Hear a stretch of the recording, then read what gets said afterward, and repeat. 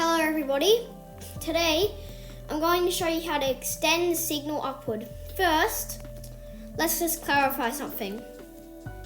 This will not work. If you want to try and extend the signal up by doing this, the redstone dust, like this, like this, like this, like this, it is not going to work. Because this block here is blocking this signal, see? There's only certain blocks that it can go through. For example, glass.